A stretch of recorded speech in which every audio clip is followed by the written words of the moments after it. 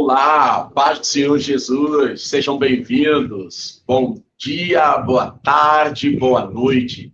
Aqui, Dr. Walter Adriano, sejam bem-vindos todos os irmãos e amigos. Já estamos ligados, já estamos no ar. Agora, estamos começando exatamente a nossa live com o tema aconselhamento de casais. Para quem não sabe, eu sou terapeuta de casais há mais de 15 anos. Comecei na África, no meu país, em Angola, e dou sequência há cerca de 6 anos aqui no Brasil, aonde moro, pela graça e misericórdia de Deus, aonde fui enviado pelo Espírito Santo como missionário para aprender um pouco mais dessa área e também desenvolver o ministério que Deus me deu. Pela graça de Deus, pude chegar ao Brasil e estudar um pouco mais.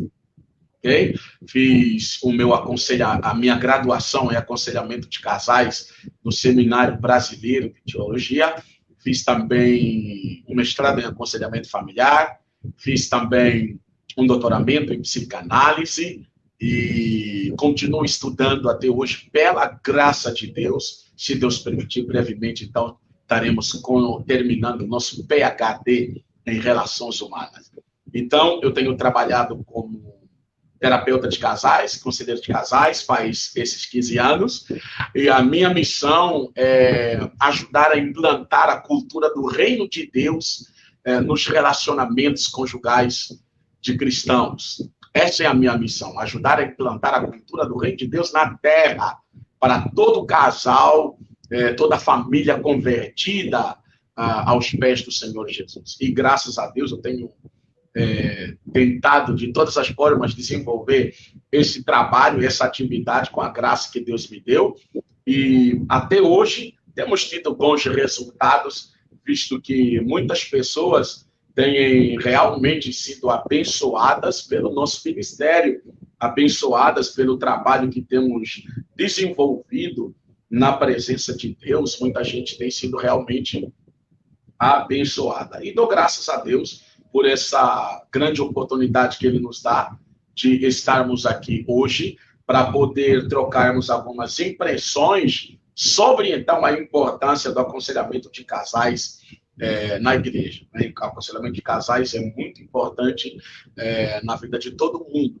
E a necessidade que nós temos é de que precisamos, dentro do reino de Deus, dentro das igrejas evangélicas, pessoas formadas, equipadas e preparadas para trabalhar na área do aconselhamento. Por quê?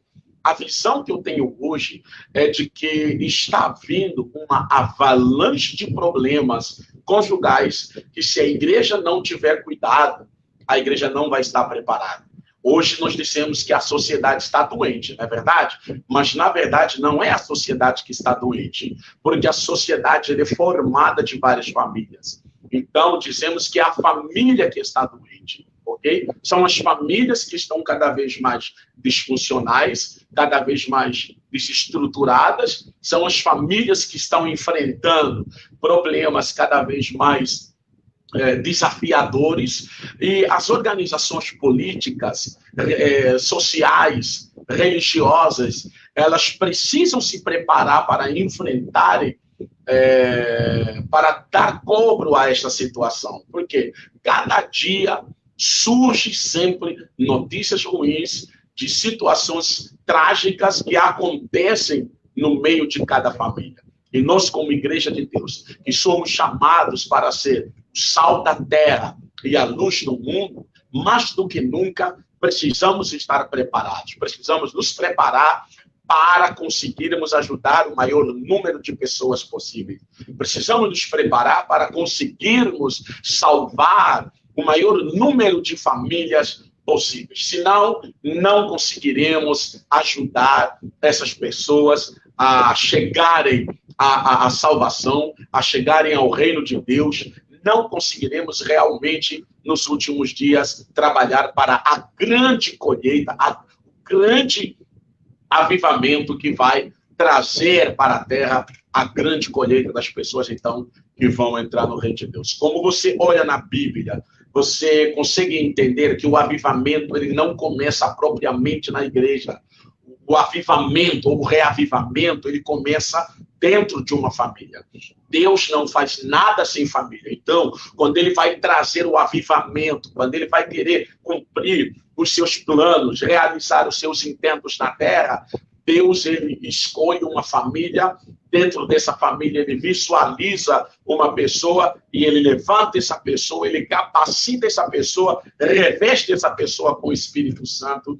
Então, essa pessoa se levanta para cumprir os planos de Deus, o propósito de Deus na terra. E nós vemos isso, aconteceu com Gideão, aconteceu com Moisés, aconteceu com Daniel, aconteceu com o apóstolo Paulo, que ele declarou, né? Quando aprove a Deus que desde o ventre da minha mãe, ele me chamou, não é, para realizar a sua obra, para realizar a sua vontade na terra. Então, nós começamos a entender que Deus está olhando para as famílias mais do que nunca. Deus está prestando atenção para as famílias. Como que as famílias estão? Estão desestruturadas. Como que as famílias estão? Estão cada vez mais disfuncionais. Como as famílias estão? Estão enfrentando problemas cada vez mais desafiadores. Hoje os relacionamentos estão cada vez mais frágeis. As famílias surgem e em pouco tempo acabam. Vamos só ver alguns dados aqui no Brasil. Eu gosto sempre de falar com estatística, porque os números, eles confirmam, nos ajudam a mensurar o tamanho do problema. E você vai entender por que nós, como igreja, por que nós, como filhos de Deus, precisamos nos levantar e prestar atenção para as famílias, ok? Olha, no Brasil, em cada 3 casamentos, um acaba em divórcio. Isto é um pouco, quase a metade. Daqui a pouco será a metade, ok? E outros dados que nós poderemos ter aqui no Brasil, para que você possa entender, em 2000, até pelo menos 2010, nós tínhamos uma média de mais ou menos uma duração de 15 anos, 15,9, ou seja, até 2010, os casamentos no Brasil duravam em média 15 anos. Aí, quando vamos chegar para 2014, 2015, 2016, já há um outro dado oficial.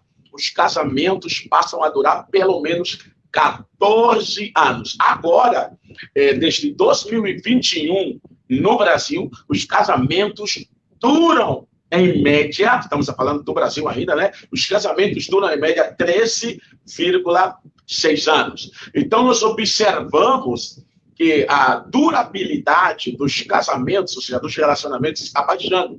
Como eu alertei na live passada, pode acontecer que daqui a 5 ou 10 anos, os casamentos no Brasil duram apenas 7, 5 ou 4 anos. Não somente no Brasil, mas no mundo inteiro. Estamos falando do Brasil porque o Brasil hoje ele pode ser visto como um termômetro mundial na área do relacionamento, visto que as estatísticas são muito altas quando falamos de relacionamento, quando falamos de divórcios, quando falamos de problemas sociais relacionados às famílias. Né? Para que você tenha a ideia, até o ano de 2021, no Brasil, aconteceram pelo menos cerca de 380 mil divórcios, ou seja, o número de divórcios está crescendo e o número de casamento está decrescendo. Estamos chegando a um ponto que as pessoas divorciam mais e casam menos. E aí a pergunta é, o que é que nós, filhos de Deus, o que é que nós, a Igreja de Deus, estamos fazendo para ajudar essas pessoas? Ok? Só para que vocês tenham ideia. Nós estamos agora, conforme dados oficiais do IBGE, a separação de casais é maior entre casais que são pais de filhos menores. Preste bem atenção no que está acontecendo, ok? O divórcio no Brasil hoje é maior entre casais que têm filhos menores. Então, estamos falando de crianças que logo a partir de tenra idade não têm lhes retirada o direito de verem a sua família desenvolvendo com a presença do pai e da mãe.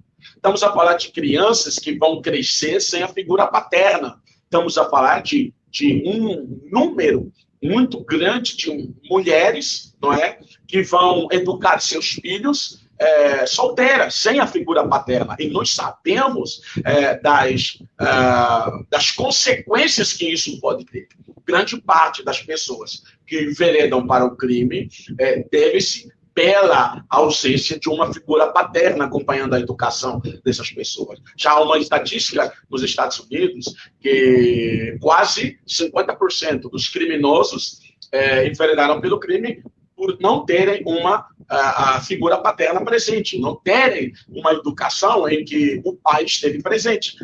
Foi criado pela mãe sozinha, ok? Estamos falando de pessoas também que hoje há dados oficiais que crianças que cresceram em uma família desestruturada, abalada pelo divórcio dos pais, eles crescem com uma tendência de, quando se tornarem homens adultos, também passarem pelo divórcio. Ou seja, filhos de pais divorciados têm uma tendência maior de passarem pelo divórcio.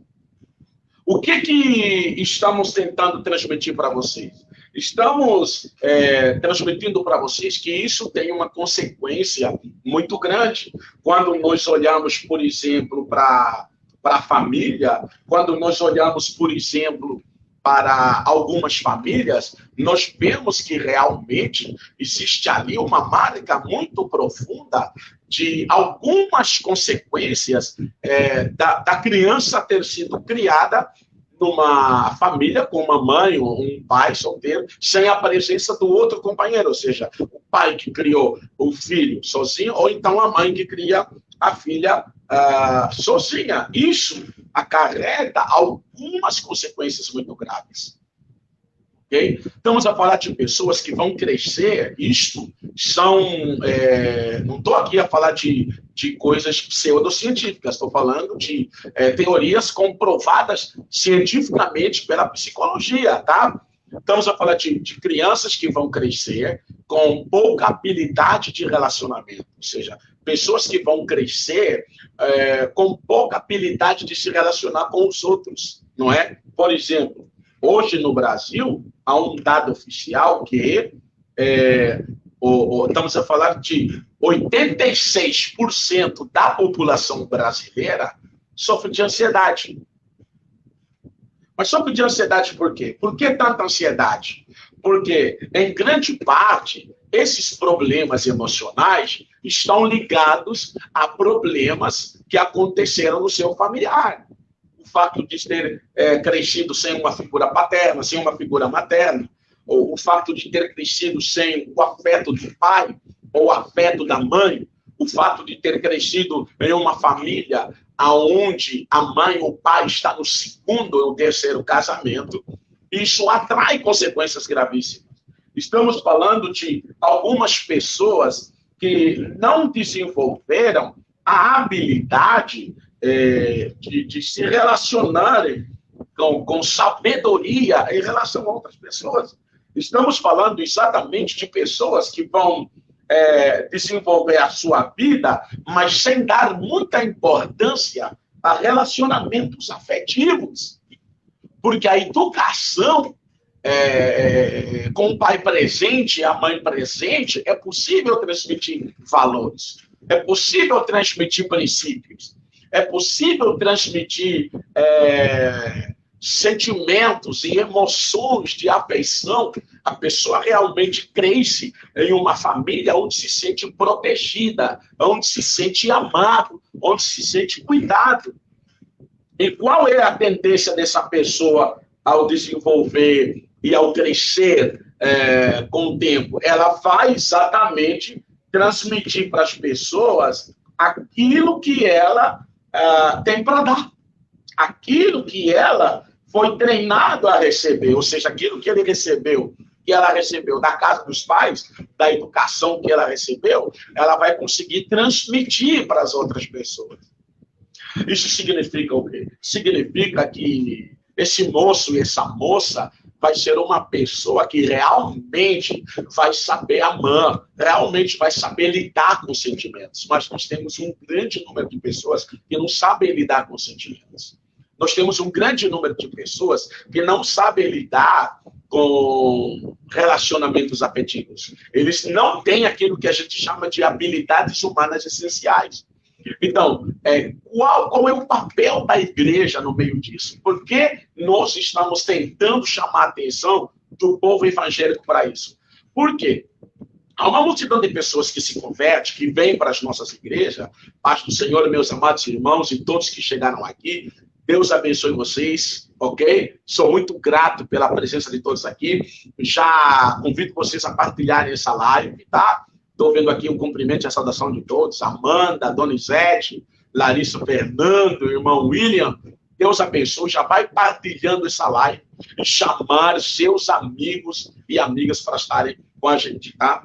Então, como que a igreja entra no meio de tudo isso? Nós estamos vendo uma grande multidão de pessoas que está se convertendo, que está se entregando a vida a Jesus, mas que, infelizmente, essas pessoas, eles vêm de lares completamente desestruturados. Eles vêm de famílias onde não puderam receber o amor. Estamos a falar de pessoas adultas com problemas de ansiedade e depressão, hoje na vida adulta, porque lá na infância não receberam o amor de seus pais, não receberam o amor da sua mãe, não receberam o amor das pessoas que os criaram, sem ainda referenciar aquelas pessoas que, infelizmente, cresceram em famílias onde foram violentados, estuprados, maltratados. Ok? Temos sempre como exemplo a realidade brasileira, que somos mais de 210 milhões de habitantes no Brasil. Mas isso não acontece apenas no Brasil, acontece no mundo inteiro. Pai do Senhor Jesus, irmã Janaína, irmão André Miranda, irmã Kátia Diogo, partilhem essa live, chame mais pessoas aí, para que Deus possa, então, fazer a obra no nosso meio e que todos nós possamos ser alcançados e tocados por esse trabalho que estamos desenvolvendo agora. Meus queridos, como eu estou dizendo, então, um grande número de pessoas que vêm para as nossas igrejas passa pelo processo de libertação, uma pessoa salva, mas, infelizmente, você vai notando que, ao longo da caminhada, essa pessoa vai desenvolvendo problemas de depressão. Não que vai desenvolvendo no momento, mas que já faz parte do seu histórico. E, queridos, a depressão é um problema emocional associado ao passado da pessoa, ok? Enquanto a ansiedade, ele é mais ligada ao presente da pessoa. Aliás, a depressão é associada ao passado, enquanto que o estresse é associado ao presente da pessoa, tá? E a ansiedade é associada ao futuro. Okay? Então, estamos falando de pessoas com vários problemas emocionais que não sabem lidar com suas aspirações, que não sabem interpretar os seus sentimentos, que não sabem lidar com os seus próprios sentimentos. Agora, você imagina, se a pessoa não sabe lidar com os seus próprios sentimentos, vai saber lidar com os sentimentos dos outros? Porque estamos enfrentando o número de divórcios cada vez mais crescerem dentro das igrejas evangélicas. Não é? Eu já falei na live passada que os evangélicos estão se divorciando ao mesmo ritmo que pessoas não evangélicas. Por quê? Porque somos pessoas normais, com problemas normais como todo mundo. Mas parece que a igreja está ignorando, parece que a igreja não está prestando uma particular atenção para os casais, para exatamente a família. Foi o que eu falei na live passada. Porque quando você olha para o programa de uma igreja, você vê que mais de 70% desse programa está orientado para pessoas individuais. Como se eles fossem pessoas individuais que não tivessem ligado a um sistema familiar. Esse é o verdadeiro problema. Então, quando termina o culto, esse crente volta para a sua crise conjugal. Quando termina o culto, esse irmão volta para o seu vazio emocional, porque não tem amor na família, não tem aquela reciprocidade dentro de casa. Quando termina o culto, quem tem rixa com sua esposa, com seu marido, quem se sente só, todo mundo volta para os seus problemas, em casa. É lá onde nós enfrentamos 24 horas por dia as maiores batalhas que temos. Entendeu?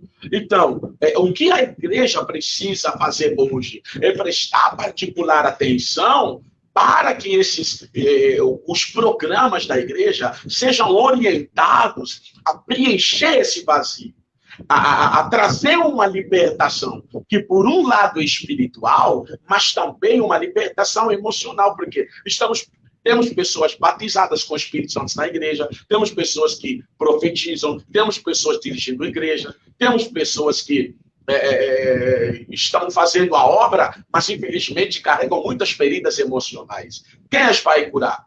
E infelizmente essas feridas emocionais começam a surgir na hora que os problemas conjugais tomam o controle da casa. Na hora que nós vemos o divórcio querendo aparecer, na hora que nós vemos a separação querendo surgir, na hora que nós vemos as pessoas querendo se divorciar, surtando, passando por vários problemas ou crises conjugais, que eles não sabem como lidar.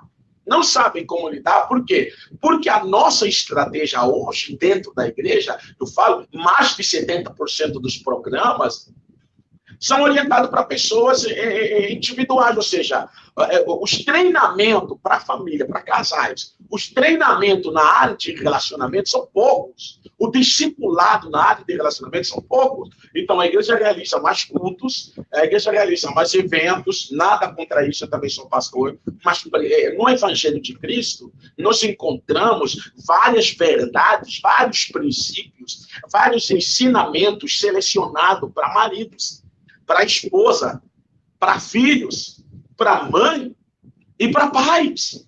Encontramos vários princípios que Cristo descreveu, são princípios para relacionamento familiar. Então, se as igrejas tomarem mais tempo a discipular os seus membros na arte do relacionamento familiar, a desenvolverem habilidade. Nós temos, por exemplo, grandes pregadores, grandes intercessores, grandes crentes que desenvolvem o trabalho da obra de Deus, mas que não têm habilidades de relacionamento. E a prova disso é que cada dia na internet vai surgindo um escândalo de um servo, de uma serva de Deus, de um crente, que não soube lidar com uma crise conjugal, não soube lidar com uma crise familiar. Mas isso é só uma ponta do iceberg. Então, Deus sempre tratou de prestar atenção particular à família. Nós já falamos na live passada da instrução que o apóstolo Paulo deu para Timóteo. O que o apóstolo Paulo disse para Timóteo? Aquele que não sabe cuidar da sua família negou a fé e é pior do que infiel. Se não sabe cuidar da sua família, não pode cuidar das coisas de Deus. E nós vamos ver aqui, num texto da Bíblia Sagrada, que é um texto que inspira a nossa mensagem, a nossa reflexão de hoje, aonde Deus fala com o rei, avisa que o rei vai morrer, mas Deus dá uma ordem para ele colocar a sua família em ordem. Você já sabe de quem estou falando, não é? Olha aí, 2 de Reis, no capítulo 20, versículo 1, olha o que a Bíblia diz. Por aquele tempo, Ezequias ficou doente. Quem é Ezequias? Rei Ezequias. Paz do Senhor, meu grande amigo apóstolo Isaías, seja bem-vindo. Partilhe essa live com seus amigos, dos seus filhos. 2 de Reis, capítulo 20, versículo 1. Por aquele tempo, Ezequias ficou doente, à morte. E o profeta Isaías, filho de Amós, veio ter com ele e disse-lhe, assim diz o Senhor, põe em ordem a tua casa, porque morrerás e não viverás. Presta atenção o que Deus envia ao profeta Isaías para falar para o rei Ezequias no leito da sua morte. Nós sabemos como essa história termina. Ezequias ora, pede favor para Deus, não é? Ele fala que sempre andou no caminho da obediência, mas que ele não tinha acabado de fazer o que ele propôs no coração, que Deus implorou que Deus lhe desse tempo, então Deus lhe deu umas 15 anos. Mas repara que é tão curioso que Deus usa o profeta para falar para o rei, para colocar em ordem a sua família na hora que ele vai morrer.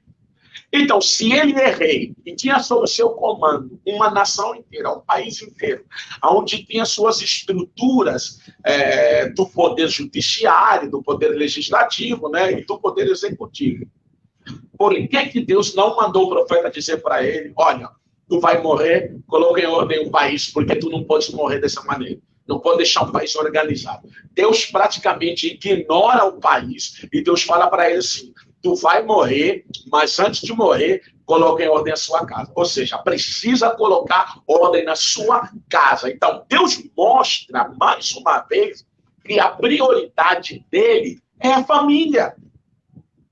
Deus mostra, através desse evento na vida de Ezequias, que a prioridade dele é a família. São pessoas que estão ali dentro, que precisam que as coisas sejam colocadas em ordem. Porque quando uma família não está em ordem, elas estão numa família disfuncional. Quais são as consequências de crescer numa família disfuncional? Você tem pessoas com problemas emocionais, depressão, crise de ansiedade, ou mesmo podem desenvolver transtornos psiquiátricos, tá entendendo? Você pode ter pessoas que podem desenvolver uma personalidade antissocial, que podem se tornar criminosos, entendeu? Como o famoso filósofo Thomas Hobbes dizia, o homem é um lobo para o próprio homem, homini lupus, na língua latina, né? Ou como Jesus disse, o inimigo dos homens serão seus próprios familiares. Então, você presta atenção que uma família disfuncional, ela é muito perigosa, por causa das consequências que podem surgir daí. Entendeu? Uma família disfuncional é um problema para a sociedade, porque ela tem todos os ingredientes para gerar mais criminosos, mais pessoas com comportamentos desviantes, mais pessoas antissociais, mais pessoas que possam tocar o terror para a sociedade. Se você olhar e fazer um estudo do perfil psicológico desse tipo de pessoas que acabam sendo um problema para a sociedade, a maior parte deles cresceu em um lar completamente disfuncional, onde o pai não prestou atenção, onde a mãe não prestou atenção, onde a educação não foi aquela de um pai presente, de uma mãe presente, entendeu? Não falo só de mães ausentes ou de pai ausente, falo também daqueles que cresceram em famílias onde o pai e a mãe eram presentes, mas não transmitiam valores e princípios para a vida. Entendeu? Então, essas pessoas, quando vão casar ou formar família, imagina o problema que vai dar para o companheiro. Só o fato de nós termos no Brasil um dado oficial, 86% da população brasileira sofre de problemas de depressão ou um tipo de ansiedade. Imagina o que isso significa. Amigo Luiz Gonçalves, Deus abençoe. Continue aí conosco e partilhe a nossa live. Muito obrigado. 86% da população brasileira, irmãos, é quase todo mundo no Brasil. Mas isso não aconteceu no Brasil, acontece no Japão também, onde temos uma estatística de suicídio muito grande, problemas emocionais muito grande. Acontece nos Estados Unidos também.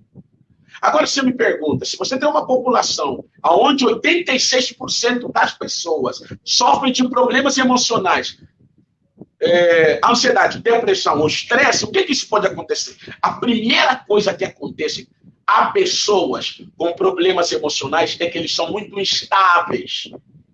Eles vivem uma vida com muita instabilidade. Você já viu uma pessoa com crise de ansiedade? Tem muito problema de insegurança. Tem muito problema de indecisão. Tem muito problema de medo, dúvida, interrogações. Você já viu uma pessoa com depressão desiste das coisas preciosas da vida e acaba muitas vezes desistindo da própria vida? Mais de 50% das pessoas que se suicidam é por causa de depressão. Entendeu? É por causa de depressão. Imagina como uma pessoa com problemas emocionais pode ser prejudicial para o relacionamento.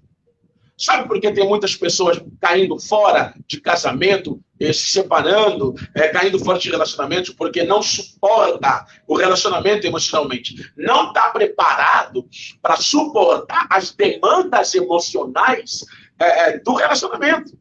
Os cuidados emocionais que o parceiro precisa.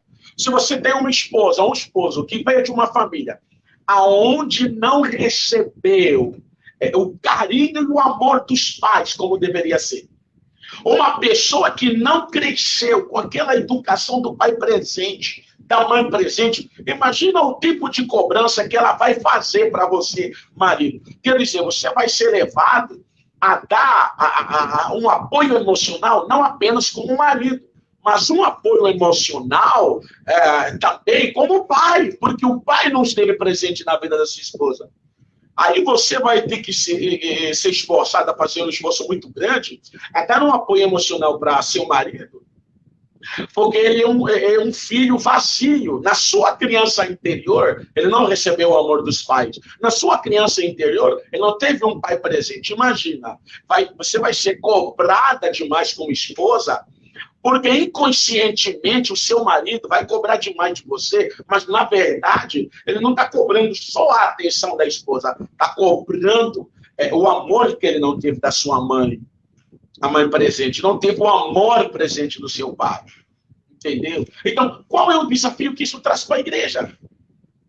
Imagina se nós, igreja, ficamos apenas atentos em programas que desenvolvem a pessoa no individual. A pessoa aprende a ser um bom dizimista, é importante. A pessoa aprende a ser um bom obreiro, é importante. A pessoa aprende a ser um bom ministro, é importante, mas nós temos muitos pastores que são pais ausentes por causa da demanda do ministério. Estão salvando o mundo lá fora e perdendo suas famílias. Ok? Nós temos muitos irmãos e irmãs que passam o dia na igreja e não tem tempo para suprir as carências emocionais de seus próprios filhos e filhas, nem de seu próprio marido.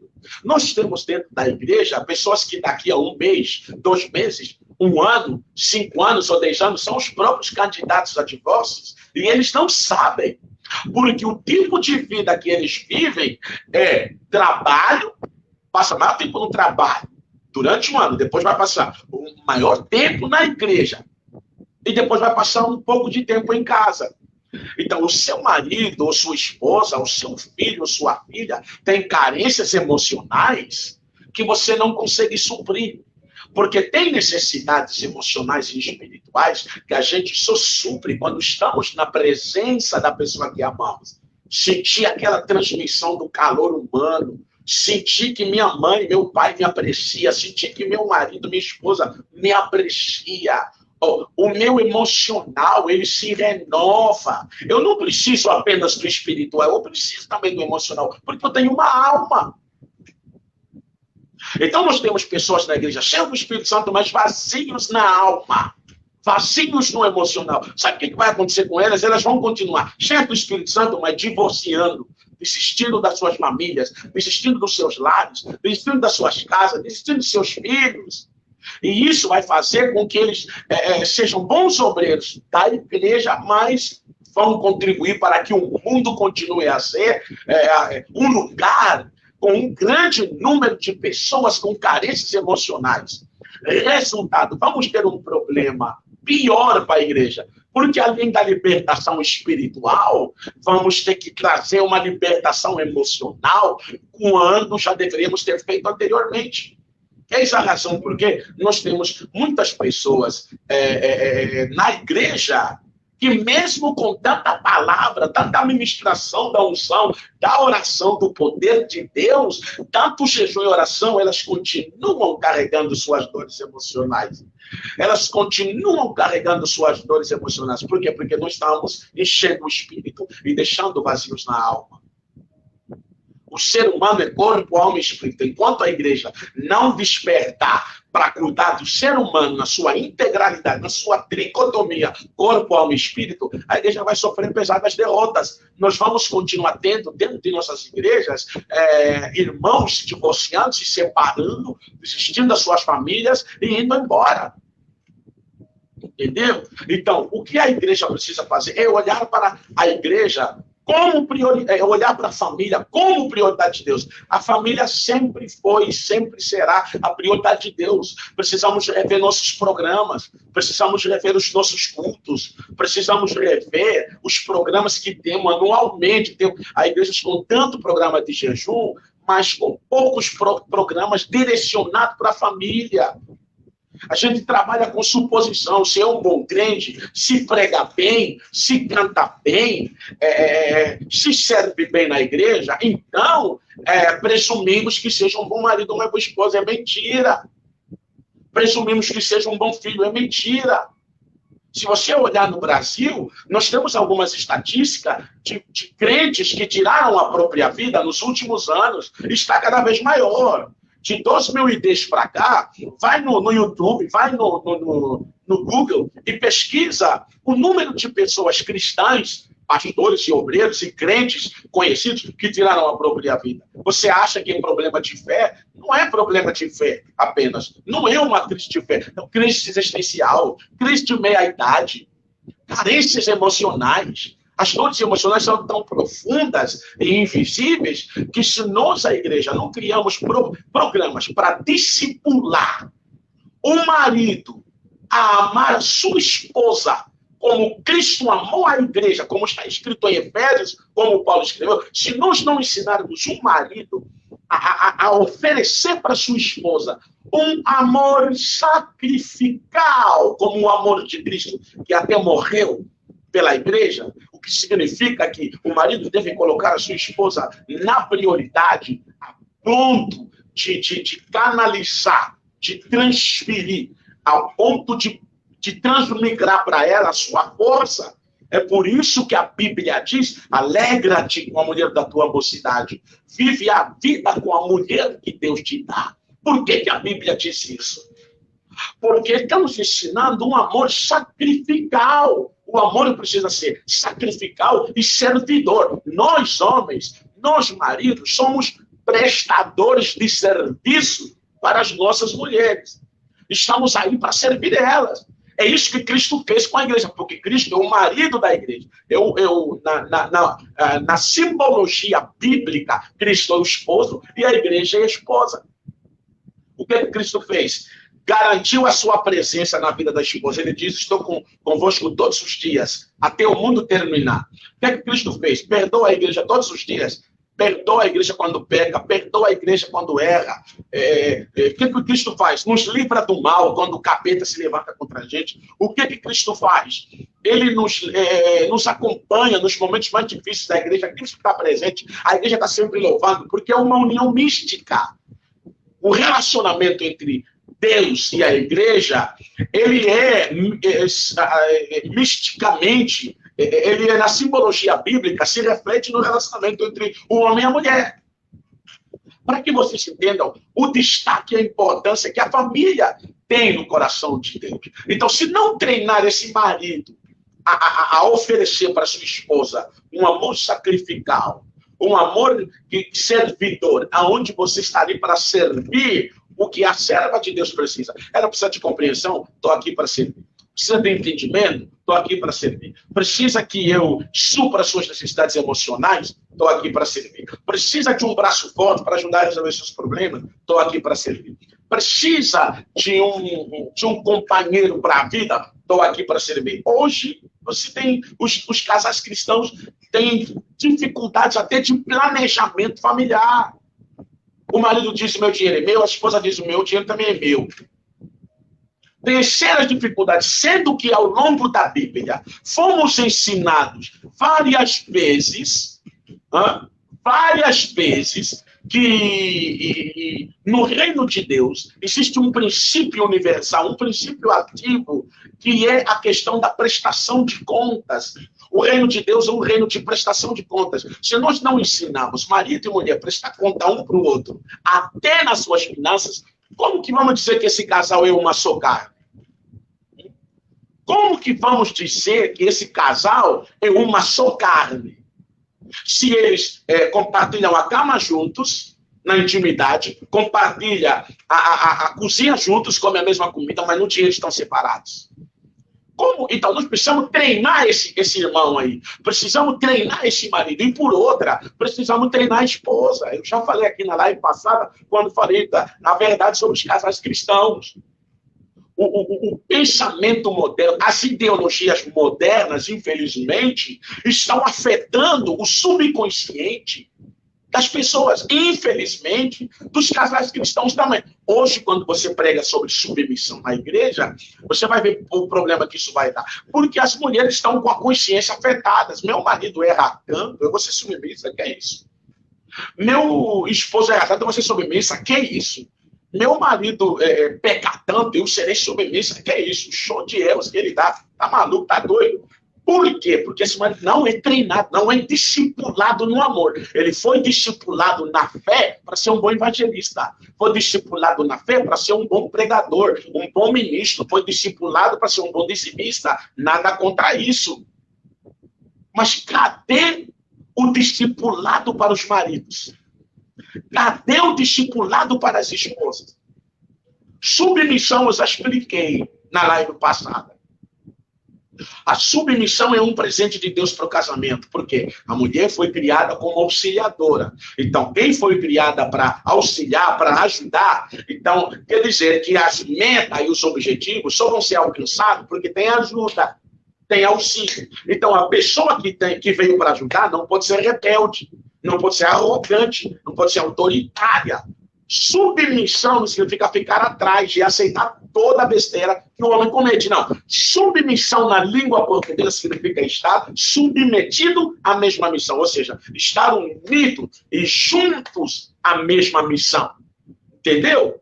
Porque quem criou o homem é o mesmo que criou a mulher. Então ele disse, o mesmo que disse que tem que ser submissa, é o mesmo que disse que será uma só carne. Então Deus colocou no mesmo nível, é uma só carne. Então não tem nenhuma parte desse pedaço de carne que é maior do que a outra. Não tem. A única coisa que Deus criou a submissão, porque é necessário que a estrutura familiar obedeça ao conceito de autoridade. A autoridade é um princípio universal. Ok? A liderança é um princípio universal. Vou explicar de novo. Nada funciona na vida sem liderança. Ok? O governo tem uma liderança, a nação tem uma liderança, a padaria tem uma liderança, que é o padeiro que passa o pão para você, a polícia tem uma liderança, todas as instituições públicas, privadas, sociais, religiosas têm uma liderança. Então, o conceito da liderança, até as aves quando voam, você vê que uma está na frente, até as formigas quando andam, você vê que tem um grande número de formigas atrás e uma na frente, porque todo mundo obedece. A criação, a natureza, obedece o conceito de autoridade, o conceito de liderança. E esse conceito é um conceito universal, instituído por Deus no universo. Então, foi da vontade de Deus, é da vontade de Deus que a estrutura familiar ela obedeça ao conceito da liderança. Então, para obedecer ao conceito da liderança, tem que ter um líder. Então, como Cristo é a cabeça da igreja, olha aí a liderança, ok? Cristo é a cabeça e a igreja é o corpo. Então, o marido em casa é o cabeça da mulher. Entendeu?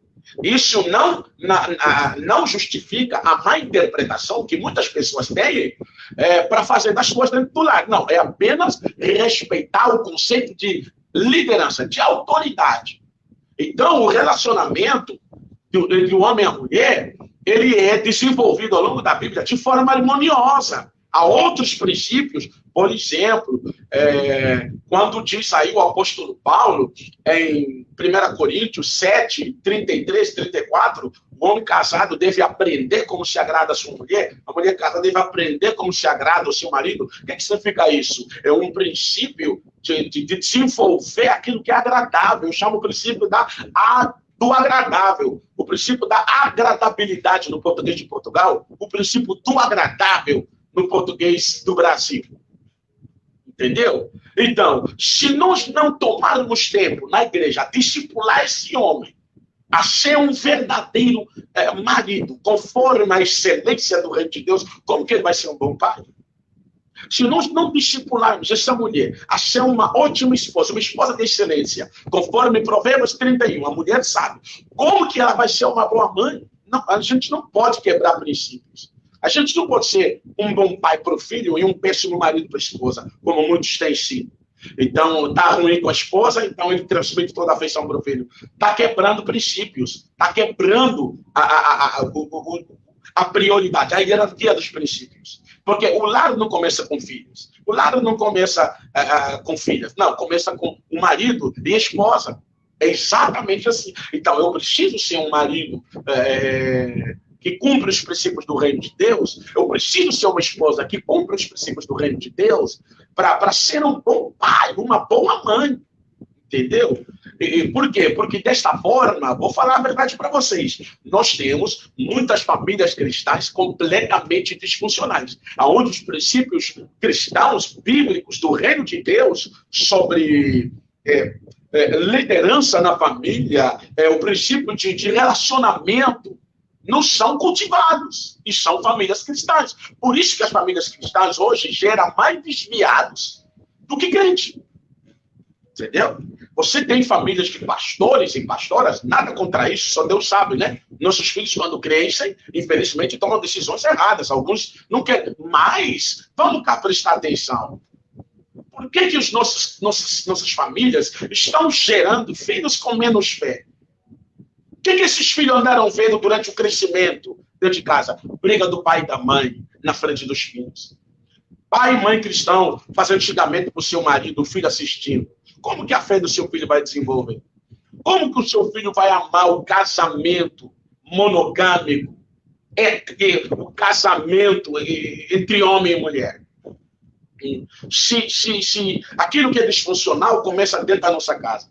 Então, a minha missão aqui é fazer uma chamada de atenção para as igrejas, para o povo evangélico. Gente, o número de divórcio no mundo está muito alto. Ok? No Brasil, que a população brasileira já parou de crescer desde os anos 2000 para cá. Ok? Imagina, a população parou de crescer. E está havendo mais divórcio e menos casamento. Você está vendo o problema que está vindo aí para as igrejas evangélicas? Entendeu? Daqui a pouco, ninguém vai conseguir segurar ninguém dentro de casa. E eu falei no live passando também, provavelmente nos próximos 25, 50 anos, vai haver algum país com ousadia de decidir que casamento dura apenas 5 anos. Depois de 5 anos, reúne, avalia de novo. Quer continuar? Renova. Não quer continuar? Divorcia legalmente. De tanto divórcio que vai haver. Ou daqui a pouco, corremos risco de termos igrejas destruídas por causa das separações e dos divórcios. Porque dentro dele estavam várias famílias disfuncionais, que quando essas famílias quebraram a igreja, vem para baixo. Então, a minha missão é fazer chamado de atenção. Pastores, irmãos e irmãs, vamos focar o discipulado na igreja, além do ensino das doutrinas, além do ensino do serviço da obra, que é importante, além do ensino da teologia. Vamos ensinar sobre relacionamento familiar.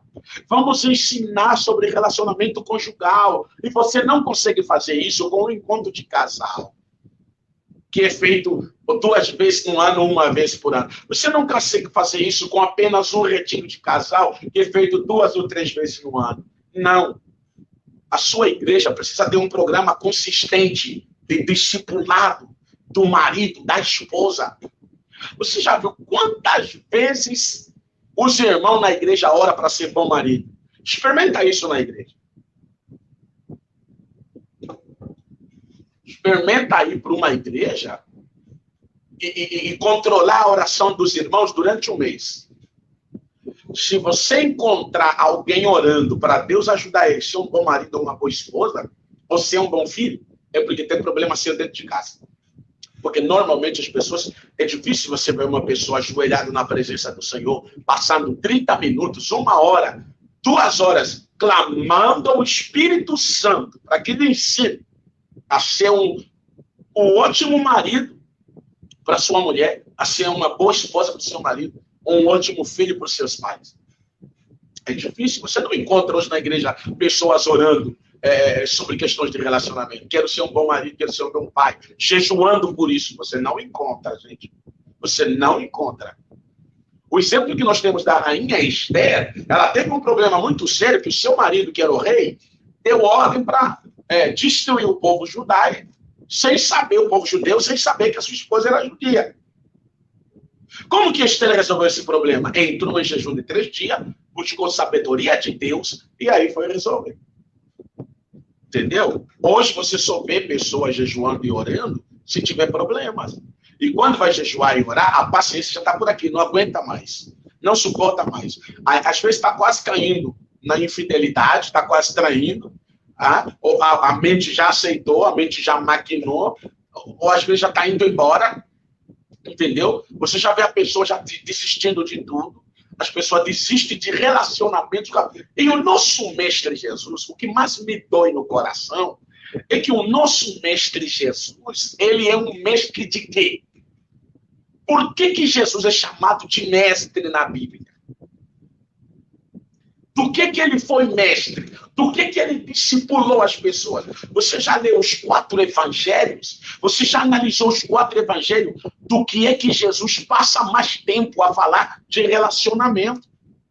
Jesus passa maior tempo da sua pregação e ensino falando de relacionamento. Ele já começa, arrependei-vos, porque é chegado o reino dos céus. E ele começa a pregar. Arrependei-vos porque é chegado o reino do céu. Qual é o reino que chegou? O reino do céu é o reino de quê? De relacionamento. O que é que o nosso Pai está à procura? De adotar os seus filhos que se perderam no mundo. O que é que o nosso Pai está à procura? João capítulo 1, versículo 12. Vieram para que os seus não receberam.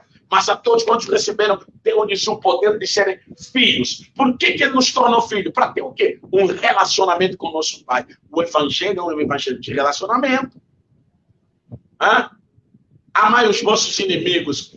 Ore por quem vos maltrata e persegue. Ama o teu próximo como a ti mesmo. O que é isso? Relacionamento. Paulo, são 10 mandamentos. Paulo chegou, deu 2. Amar a Deus acima de tudo, com todo o teu coração, toda a tua alma. E amar o teu próximo como a ti mesmo. Jesus chegou, né? E disse, amar o teu próximo como a ti mesmo e amar a Deus acima de tudo. Aí chegou o apóstolo Paulo. Quem amou o seu próximo como a si mesmo, cumpriu a lei. O evangelho é um evangelho de relacionamento. Amor por quê? Por causa de relacionamento. Poder, por quê? Por causa de relacionamento. Cura, por quê? Por causa de relacionamento. Entendeu? O que Jesus foi fazer correndo na casa de Jairo? Um problema, uma filha doente. O que era? Filha doente. De quem? De um pai. Que pai? Jairo. Relacionamento. O que Jesus foi fazer correndo depois de 4 dias na casa de Lázaro e Marta? O irmão morto depois de 4 dias. Quem é? Irmão. Que morreu. O que Jesus foi fazer na casa de Pedro? Tinha uma sogra doente. Quem é? Sogra. Relacionamento. Hoje você vê um número de pessoas, de jovens, maridos e esposas, não só jovens, com péssimo relacionamento com a sogra, com o sogro. O relacionamento com sogra e sogro hoje é diabolizado pelo cinema. Mas por quê? Porque dentro das nossas casas é assim. E, infelizmente, não estou aqui para julgar nem condenar ninguém. Só Deus sabe o que aconteceu no meio de vocês. Mas nós temos muitos irmãos cristãos e cristãs que não têm relacionamento bom nem com seu próprio pai. Como que vai ter bom relacionamento com sua mãe?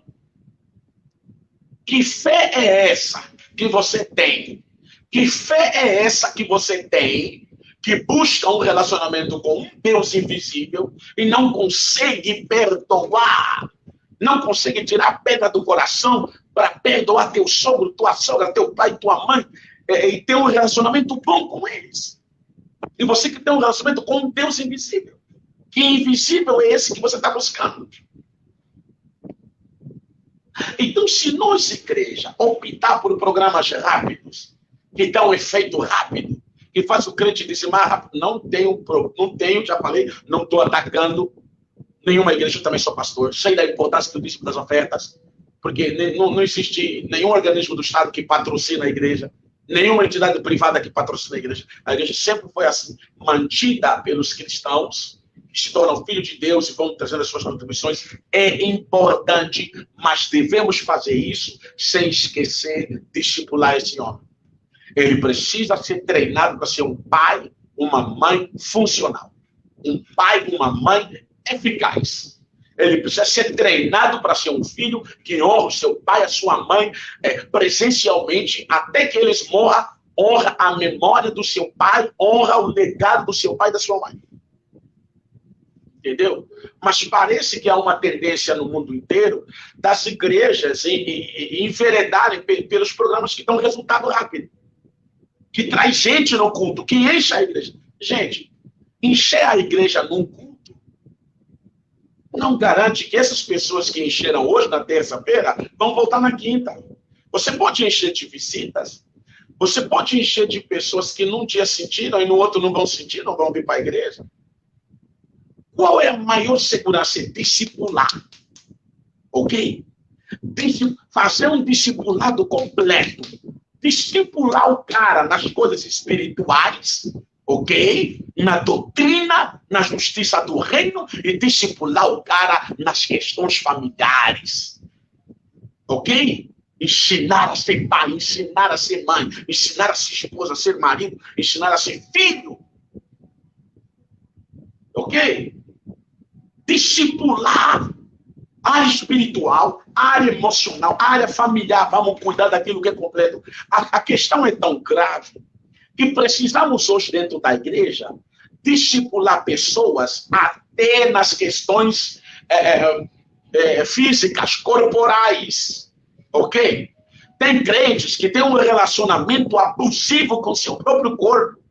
O corpo é templo do Espírito Santo. E como se cuida de um templo? O templo é cuidado de uma forma cerimonial, ritualística. É assim que se cuida um templo.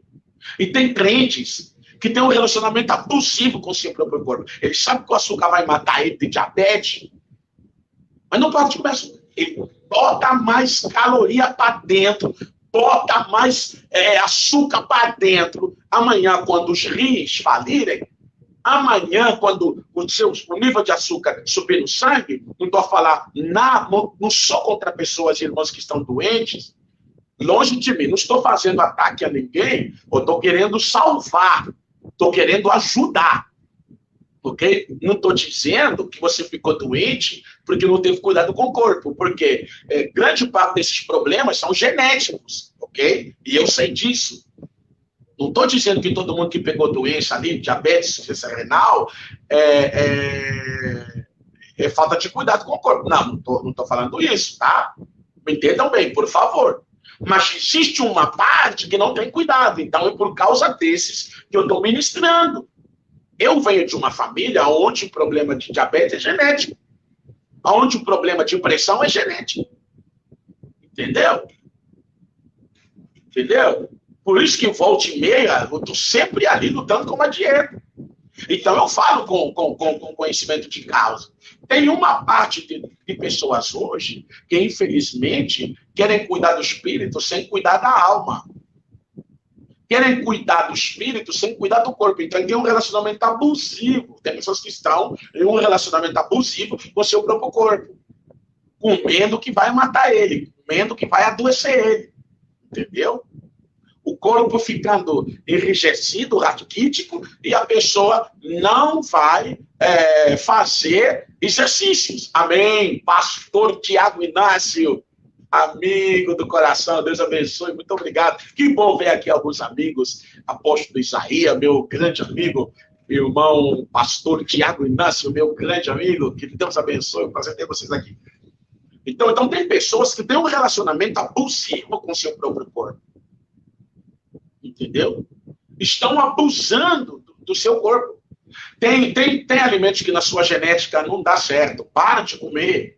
Tem bebidas que na sua genética não dá certo, para de beber, vai te matar, vai acabar com você. Entendeu? Tem alimentos que na sua genética não se adapta, pare. Não espere ficar doente, pare. Um dos problemas que eu tive no passado, Natan, Deus abençoe, Natan envia, muito obrigado aqui. Um dos problemas que eu tive no passado foi o problema com a lactose. Eu amo leite desde criança. Meu pai trabalhou em hotelaria, trabalhou em empresas de laticínios. Então, sempre tomei muito leite, muito iogurte desde menino. Eu amo leite de uma forma especial. Tudo que vem do leite eu amo. Mas chegou um tempo que o meu organismo desenvolveu intolerância à lactose. Eu parei de... Cada vez que eu comesse, eu tinha uma reação na barriga muito dolorosa. Tinha que parar com o banheiro. Isso foi durante 7 anos. Quando eu me converti, eu fiquei 7 anos orando a Jesus para ter misericórdia e me curar. Falei assim, Jesus, eu amo leite, desde o menino, tenha misericórdia de mim. Implorei para Deus. Me ouviu nessa parte. Tem algumas antes que Deus não me ouviu ainda. Então eu parei de comer aquelas coisas que me faziam mal. Entendeu? No que ele me ouviu, eu comecei a consumir leite, iogurte, queijo. Hoje não tenho problema com lactose. Mas tem algumas coisas que eu tive que desistir. Coca-Cola é uma delas, refrigerante é uma delas, porque não tem como. A minha genética não se adapta. Senão a gente morre mais cedo. Então, precisamos estimular as pessoas a terem um cuidado do seu espírito, da sua alma e do seu corpo. O apóstolo Paulo escreveu ali em Tessalonicenses, no capítulo 5, né? O apóstolo Paulo escreveu que todo o vosso espírito, alma e corpo sejam plenamente conservados até a vinda do Senhor Jesus. Está escrito na Bíblia.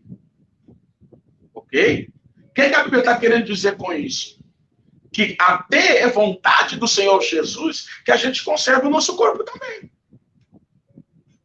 Entendeu? Que a gente conserve o nosso corpo também. Eu vou mostrar esse versículo para você. Todo o vosso corpo, alma e espírito seja plenamente conservado até a vida do Senhor Jesus. Vamos lá. Eu vou mostrar para vocês. 1 Tessalonicenses, capítulo 5, versículo 23. Está lá.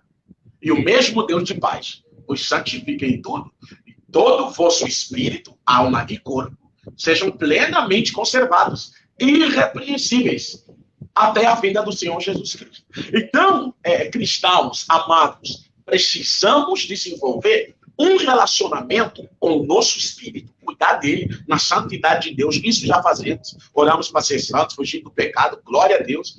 Mas precisamos cuidar da nossa alma, dos nossos sentimentos. E como você pode cuidar disso? Não se envolva em situações que podem desencadear ansiedade ou depressão para a sua vida. Como que você pode cuidar disso? Busque o refúgio do Espírito Santo para aliviar e curar suas dores emocionais. Procure terapia. Procure aconselhamento. Procure terapia. Eu tenho vários clientes que eu atendo presencialmente aqui no meu escritório onde eu estou, mas também online. Entendeu? Você precisa ser ouvido das dores que você carrega desde a sua infância, homem e mulher. Procure. Faz terapia. Terapia é um processo de cura da alma, do espírito. Terapia é um processo de cura. Então, se você quiser, você pode me chamar e aí você vai ter um acompanhamento terapêutico que vai cuidar da parte espiritual e da parte psicológica. Tem que cuidar da alma. Tem que fazer terapia. Entendeu? Não adianta se só ir para a igreja, orar espiritualmente, Deus opera milagre, faz um milagre na minha vida. Não, Deus faz. Tá bom. Mas por que cuidar do espírito e não cuidar da alma? Se você, espírito, alma e corpo. Aliás, o conceito célebre da teologia bíblica é que o ser humano, nós, pessoas, o ser humano é um espírito que tem uma alma e habita dentro de um corpo. Então, nós precisamos cuidar de nós na integralidade. Esse versículo de 1 Tessalonicenses 5, 23 é a prova que Deus quer que você cuide de você nas 3 áreas. Como que você vai cuidar do seu corpo físico? Se ele é físico, cuida do que você come, cuida do que você bebe e faz exercício. Para a circulação sanguínea, para o seu corpo desenvolver bem, porque senão, à medida que o tempo passa, o corpo vai sofrendo transformações, vai amadurecendo e envelhecendo. Se você não exercitar, vai ficar travado depois. Não há um teste na medicina, que os médicos chamam prova de esforço, entendeu? Por quê? Porque a tua idade pode ser 40 anos, a idade cronológica, que é a idade do aniversário que você tem. Mas a tua idade biológica, a idade do teu corpo, pode estar em 80 ou 70 anos. Porque na prova de esforço, você vão notar que você está com um corpo de 70, 80. Não aguenta muito, não suporta muito. Entendeu? Então, meus irmãos evangélicos, cristãos, servos e servas do Senhor, eu estou aqui com esse fervor porque arde no meu coração o desejo de ver famílias cristãs completamente funcionais. Famílias cristãs, não apenas espirituais, mas funcionais também. Aonde se torna uma oficina da alma. Os filhos são realmente protegidos. Têm a presença dos pais que transmitem valores, transmitem segurança. Onde a esposa tem a sua família, a sua casa como um refúgio, o seu companheiro, marido ou esposa, como um parceiro de vida que o entende, que o conhece. Entendeu? Aí nós vamos servir a Deus na plenitude. O avivamento começa em casa. Deus procurou Gideão na sua casa. Deus procurou Moisés, foi na sua casa. Sua mãe não conseguia aguardar mais ele, teve que colocar no rio. E Deus fez ele entrar na casa de Faraó para cuidar dele, até que ele estivesse maduro e com a idade suficiente para ser o libertador. Deus procurou Daniel dentro da sua casa. Deus procurou José dentro da sua casa. Deus procurou, o apóstolo Paulo diz que Deus o elegeu desde o ventre da sua mãe. Imagina quantos apóstolos Paulo nós podemos perder por causa de famílias disfuncionais. Imagina quantas Déboras, quantas Naomis nós podemos perder se as nossas famílias forem disfuncionais. E nós, igreja, eu não estou aqui criticando a igreja, eu sou pastor também, eu convivo com problemas próprios da igreja todos os dias também. Mas se nós, igreja, olharmos apenas para a criação de programas que trazem uma aparência instantânea, que as coisas estão boas, a igreja encheu, então está boa. É mentira. Ela encheu no culto. Mas da mesma forma que encheu no culto, as pessoas, quando saem do culto, vão voltar para os seus problemas. Elas não estão sabendo como resolver. Elas não têm ferramentas para resolver. Porque a gente concentra a estratégia no culto, não no discipulado. Alguém pode chegar aqui, não, mas nós discipulamos, ensinamos teologia, pregamos, tudo bem, é importante. Mas eu e você sabemos que o discipulado hoje na igreja não está sendo completo. Quantos treinamentos de casais vocês têm na igreja? Quantos treinamentos discipulado para marido, para esposa você tem na igreja? São programas instantâneos que dão uma vez curso dos noivos, quando há casamento, e depois largam os noivos para Deus, sendo que depois de casar começa a fazer umas críticas deles. Onde que estão os treinamentos que ensinam o filho, ensinam a filha a honrar o seu pai e a sua mãe? Sendo que os nossos filhos nos desafiam, sendo que os nossos filhos hoje estão falando conosco tete a tete como se fosse rival. Onde que estão os treinamentos para discipular os nossos filhos? O que significa honrar o pai e a mãe?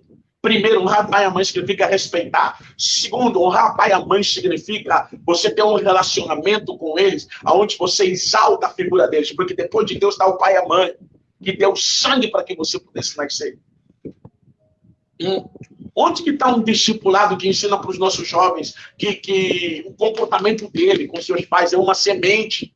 Você sabe por que hoje a faixa etária de pessoas que mais morrem no mundo são jovens? Você sabe por que os jovens morrem mais? E aí você vai chegar aqui e me dizer, não, é por causa da inexperiência, aí só tem moço demais. Não, não é por causa da inexperiência. Jovens morrem mais por causa da semente do seu comportamento que eles semeiam na casa dos seus pais. Aí, quando eles vão tentar se tornar marido e mulher, quando vão tentar se tornar pai e mãe, os casamentos não duram.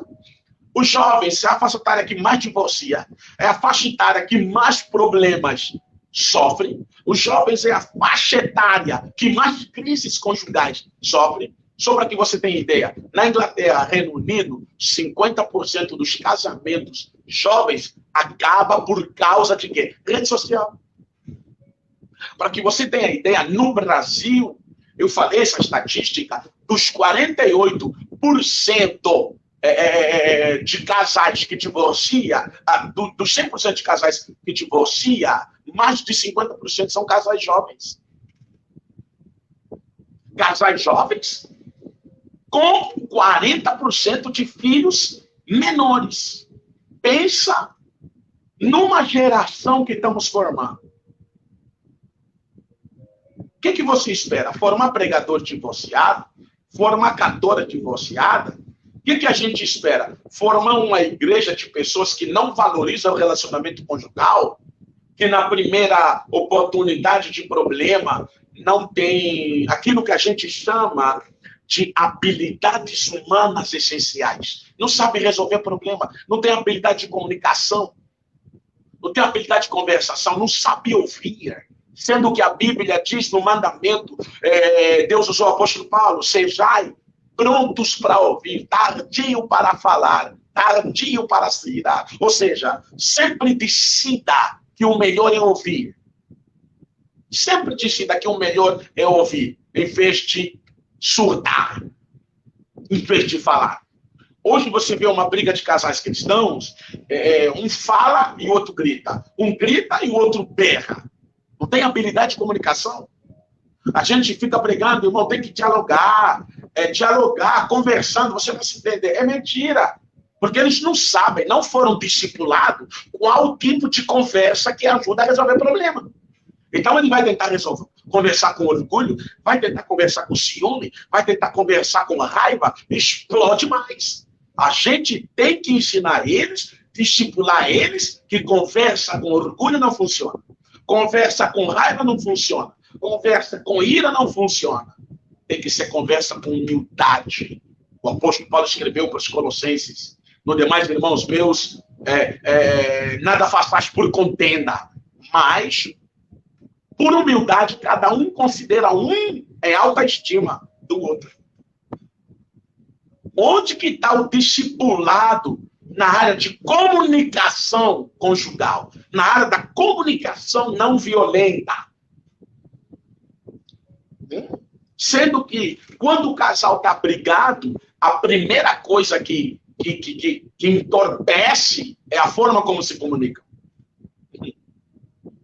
Como é que eles se comunicam? Com gritaria, com desprezo, com desdém. Eu já vi casais que ficaram 3 meses de tanta raiva, ódio um do outro, que não se comunicavam. Eles escreviam no papel. Um chegava, cheguei a X horas, cozinhei, a comida está ali no lugar tal. Quando chegava, não falava mais nada. Eu saí, fui para a igreja, se precisar de mim, ou precisar de alguma coisa, manda mensagem. Só escrever no papel, deixar recado. De tanta raiva, tanto ódio. Entendeu? Onde que está o treinamento sobre comunicação, comunicação relacional, comunicação não violenta, sendo que a Bíblia está cheia de informações sobre isso. Efésios 4:29, o que é Efésios 4:29 diz? Não saia da vossa boca nenhuma palavra torpe, mas só a que for boa, promove edificação, enche de graça aquele que te ouve. Onde que está o treinamento de comunicação, sendo que a Bíblia diz as más conversações corrompem os bons costumes? Ou seja, conversa errada corrompe o bom costume. Então a gente precisa... o nosso mestre Jesus é um mestre de relacionamento. Todo o seu ministério foi para religar o homem com Deus.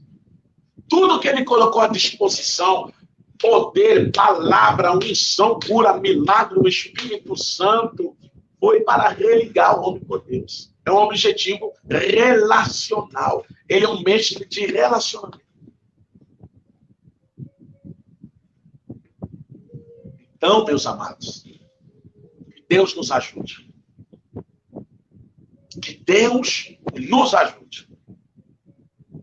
Que Deus ajude a sua igreja e levante uma geração de homens e mulheres que decidam se preparar, que decidam ser equipados para serem servidores dentro da sua casa e para instruírem os outros. Tá? Eu tenho... o que eu posso oferecer para você? Eu tenho 2 coisas para te ajudar. Primeiro, você pode fazer terapia comigo para ajudar o seu relacionamento, tá? Ajudar você a desenvolver certas áreas do seu relacionamento. Você pode fazer terapia comigo. A terapia pode ser presencial aqui para quem consegue chegar na cidade de Ribeirão Preto, no interior de São Paulo, Brasil, aonde eu moro. E a terapia, ela pode ser também online. Eu tenho vários clientes que eu acompanho online, através de uma chamada vídeo. Eu presto assistência, faço um acompanhamento terapêutico para essa pessoa ou para aquele casal e ajudo a desenvolverem ferramentas, estratégias espirituais ou metodologias para lidarem com seus problemas. E grande parte deles tem sido feliz, tá? Então você pode, ou presencial, para quem mora no Brasil e tem acesso aqui à cidade de Ribeirão Preto, ou você pode me pegar na rede social e me mandar uma mensagem, agenda uma consulta. Nós temos o nosso site, onde a gente faz o atendimento via vídeo, é um canal onde você não tem a chance de ser perturbado, não tem a chance de alguém hackear suas conversas, né? E até o nosso site está em manutenção agora, mas a gente tem outras alternativas, não é? Alguns por chamada vídeo aqui no WhatsApp, a gente consegue fazer o acompanhamento da pessoa, entendeu? Dependendo dos problemas conjugais que você enfrenta, que você não está sabendo lidar com eles. Ok? Então, você pode me procurar aqui, presencial ou online, ou você pode participar de um treinamento comigo, que vai ser dado aqui pela primeira vez em Ribeirão Preto, ali no Shopping Iguatemi. Shopping Iguatemi. Tem um auditório Arcmal, onde no dia 10 de setembro, acredito, vai ser um fim de semana, ou sábado ou domingo, nós vamos realizar o primeiro treinamento espiritual de casais. Nós vamos treinar os casais para se desenvolverem nestas áreas, estarem equipados para suportarem as demandas do casamento e assim, através das leis espirituais e dos comportamentos funcionais, eles vão fazer durar o seu relacionamento, tá? Você pode entrar em contato comigo para saber como ter acesso a esse treinamento. Vai ser no dia 10 de setembro. Você pode se inscrever agora, porque a inscrição é apenas para 10 pessoas, para 100. 100 pessoas, o lugar lá se suporta 100 pessoas, tá? Já tem alguns irmãos inscritos. Aí você precisa entrar em contato comigo, chamando aqui na rede social. Eu vou te passar o meu WhatsApp e você vai se inscrever. É um evento presencial, será um treinamento de um dia, aonde os casais ou pessoas individuais, se você pagou para você quer aprender, você pode ir solteiro, sozinho, não tem problema, não. Tá? Aonde as pessoas vão aprender vários princípios do reino, tá? Para exatamente usarem no seu casamento e ajudarem os outros. Tá bom? Eu espero você nesses dias, me contactar, a gente pode conversar, tá? Manda uma mensagem para mim aqui e será uma grande bênção para a sua vida. Pode escrever. Vai ser uma grande bênção para a sua vida. Vai ser um divisor de águas, porque eu vou explicar para você, princípio a princípio, na Bíblia, como lidar com as situações da vida conjugal.